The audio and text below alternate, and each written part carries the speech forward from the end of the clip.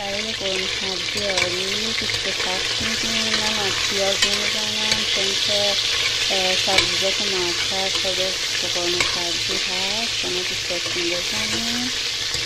رنگ گوشت کردشم سبزی همراه سرخ میکنم و بقیه مقدار سبزی رو اضافه میکنم.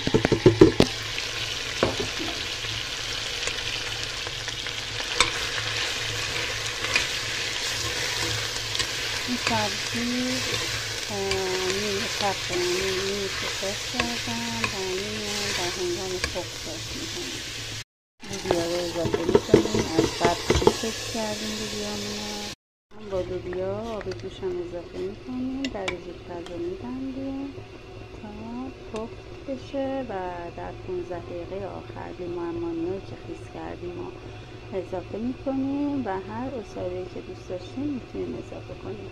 در ضمن نمک هم اضافه نکردم من چون گوشت گیر می‌کرده. در مرحله آخر نمک و لیمو عمانی رو اضافه میکنم.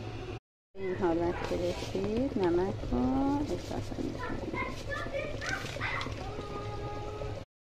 همینطور عصاره دلخواهتون رو می‌ریزیم که اغلب گوشت یا سبزیجاتی که دوست دارید. بعدش هم آبخوره من می‌ریزم به خاطر اینکه قرمه سبزی ترش دوست داریم و بعد از 10 دقیقه خاموش میکنیم و سروش میکنیم. آبخورم رو میزنیم آب و تمام. آماده سرو هستش.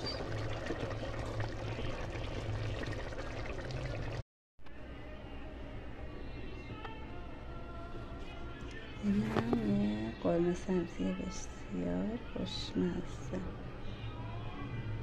امیدوارم درستش کنم و کنار خانواده لذت ببریم.